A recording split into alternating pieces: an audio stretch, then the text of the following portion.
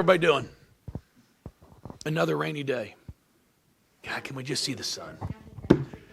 Just give me the sun. Well, see, when I used to tell Angel something, she used to always do this. It was never this. It always went sideways for no. No, I mean, I think they did a great job on it. I think she'll be pleased. It's definitely not her passing. So, yeah. All right, what you got, Holly? Coach, I guess first off, the status of Dana and Elizabeth and the ankles. You know what? They practiced for about 5 minutes yesterday on the floor with us.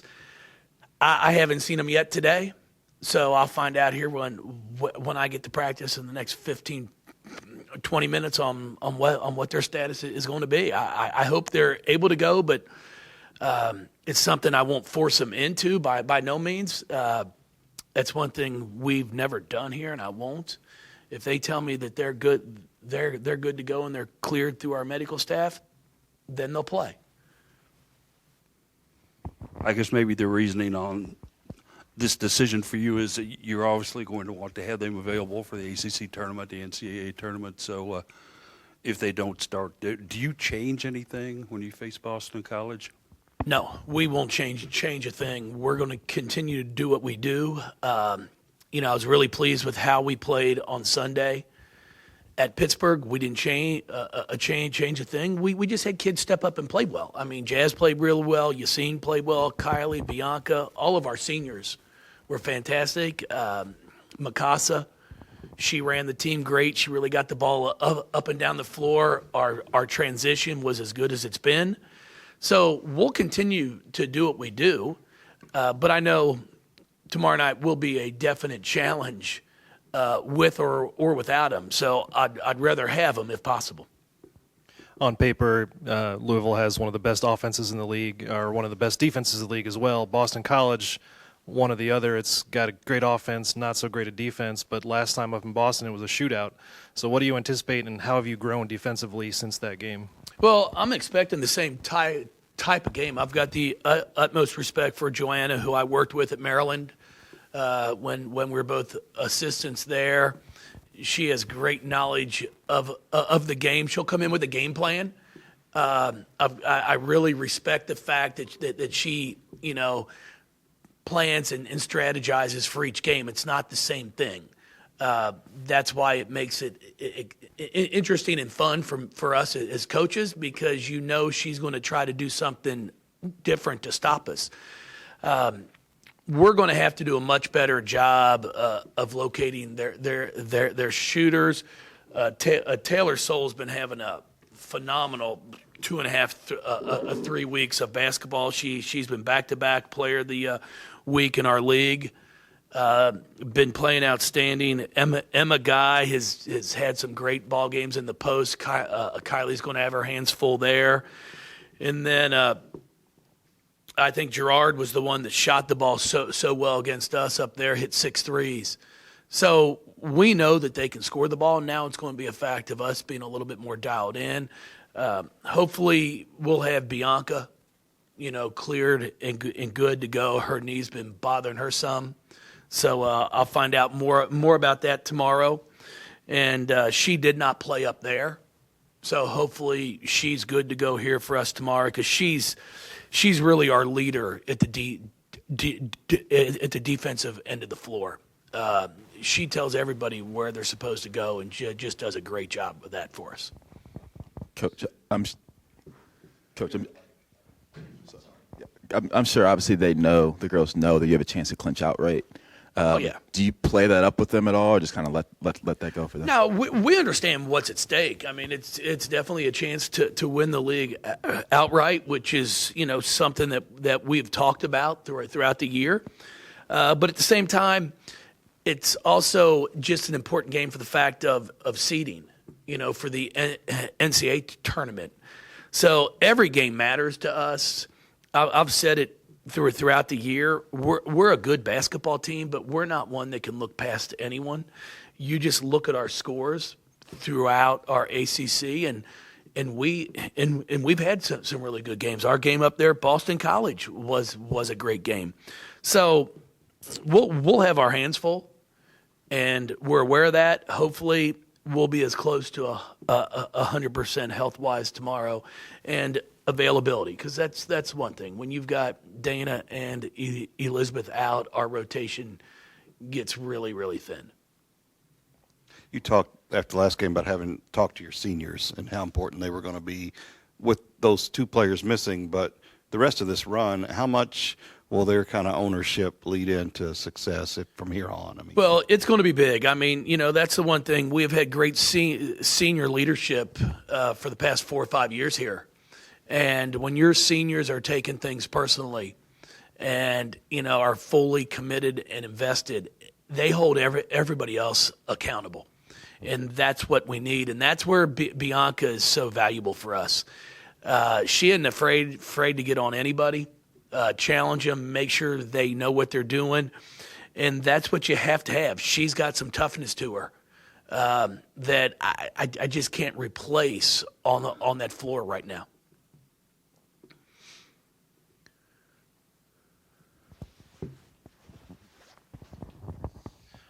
With last season, with such a stellar senior class, and then this season, it's kind of ridiculous to think that this senior class is on the cusp of becoming the winningest senior class overall.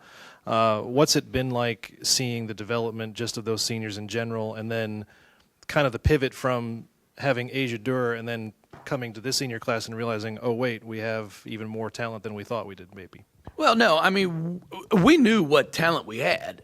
It's just a matter of players taking that next step in evolution of their game.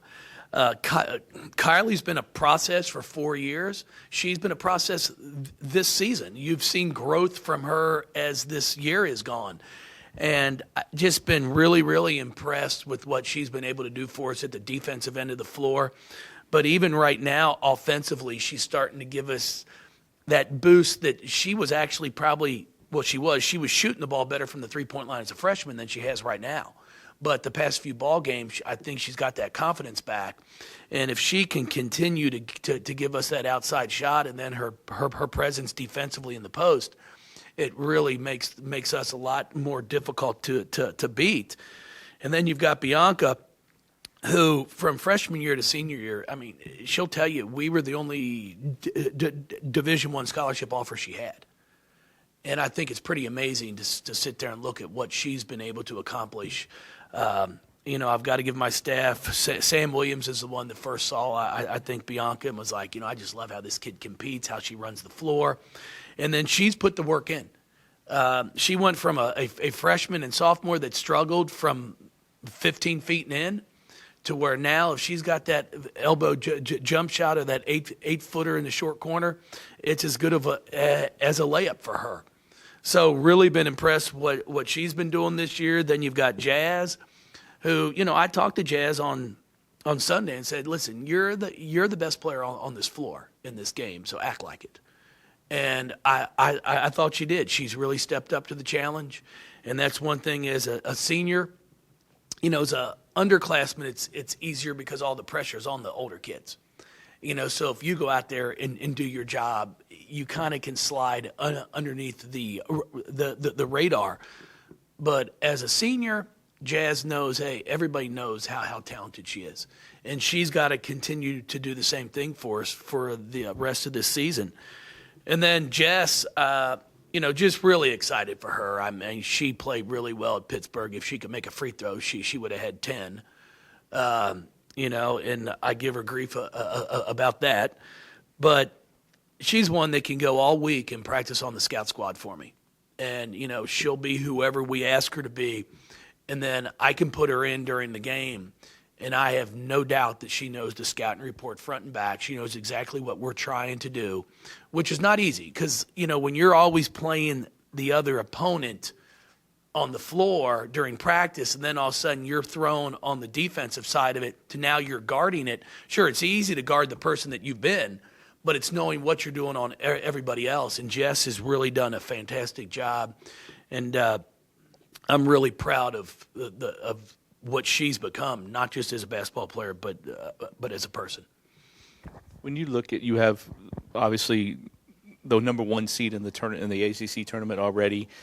Do you ever start looking or thinking or worrying about positioning for the NCAA tournament? I know in the past it's kind of worked itself out. Do you ever even talk about that with them? No, well, we talk with them. I mean, there's no question about that. We sit there and explain to them the importance of each game, what it means for NCAA seeding, and also for the fact of, our past 2 years we've been co-ACC champs, and it'd be nice to be outright champs, but we have to take care of business. We got to win this ball game on Thursday night, and then, if we're fortunate enough to do that, then it's senior day on Sunday. So there's a lot to play for, and we know that. We're not necessarily playing for an ACC tournament seed right now, but we're playing for an NCAA tournament seed, and you're playing for what kind of momentum do you want to have going into your conference tournament? Do you want to be backing the car in or pulling forward? And we have talked to our kids about that. You mentioned knowing the talent you had coming in here. You just need players to take that next step. How much do you feel like the success or even the runs you guys have had in the last few years help groom these seniors for this moment this year? Well, I think it's been really important. I think for all of our players, as you go year in and year out and continue to have the success that we've had, your freshmen see, okay, this is what's expected of me. Your sophomores are seeing that next step. And it's just an evolution. You go from being a freshman where nobody really knows what you're capable of doing. Sure, you've had a good high school career. You've done some great things. But going from high school to college is a big jump. And then you've got some upperclassmen that are going to help you by having the opportunity to have been here for 3 years, 4 years. And you don't have all that pressure on you to have to go out and score 20. And I think they've all learned from a lot of our past players that by the time you get up to being a senior, it's your turn to lead. And that's one thing that I take great pride in, that we have a program that I don't worry about the next group that comes through because our upperclassmen are helping teach them what's expected here. When you guys did face some adversity this season, whether it was losses or, injuries, stuff like that, who steps up really to lead in those moments? Is it something that you guys as a staff kind of have to coax them about, or is there, someone specific who kind of is always that bug in their teammates' ear? Well, it's our job as coaches. I mean, when there's adversity, to be able to sit down and talk about everything. That's one thing that everything is addressed in our program. There's nothing that's ever swept under the rug. I mean, no matter how uncomfortable it might be, we talk about everything and we put it out there. And I think that's why you don't see a lot of giant swings within our program over the past 6 years, because we address it. We don't let something boil over and then all of a sudden it's a 5-alarm fire when you just had a spark to begin with. And then we have players that, because we do it as a staff, they'll address things in the locker room on their own. And it's not one player talking about another player or anything like that. So we don't let those things get to a boiling point. And I think that's just what's been established throughout our program. That's kind of what our culture is. It's not always easy to address things, but, it's a lot easier on the front end than to wait. And then you've got Bianca, Jazz, and Dana and Kylie. You've got upperclassmen that have been a part of some pretty special things here that don't want this to end. So they're going to make sure everybody else is on that same page too. Kylie Shook, one of 10 semifinalists for the Naismith Defensive Player of the Year award, and the only one from the ACC. Talk about that award for her and what it means. Yeah, I mean, it's quite an honor to be named one of the 10 finalists for Defensive Player of the Year, and I think what she's done this entire year, it's validated. And being the only one in the ACC, we have put her up for ACC Defensive Player of the Year, and I'm hoping that holds true and that she can earn that. But, we still have 2 games left, so she's still got to perform these next 2 games also. But she's been a huge, huge impact for us at the defensive end of the floor. When our guards get beat, she's there to help block shots, and the game she had against Cunane at NC State was one of the best she's played defensively and offensively. So just really, I'm really pleased for Kylie. She's a great person, and she's put the time in and put a lot of hard work into this, and I'm glad to see that it's paying off for her. How important was it for Mikasa to kind of get that opportunity? You don't ever want Dana to go out, but you hand her the ball, and it's her car to drive, so to speak, and to be able to perform in that situation. No, it was really important because, she plays so hard. It's the one thing I never have to worry about. She competes. But at times she just I tell her, all because you're playing hard doesn't mean it's playing smart.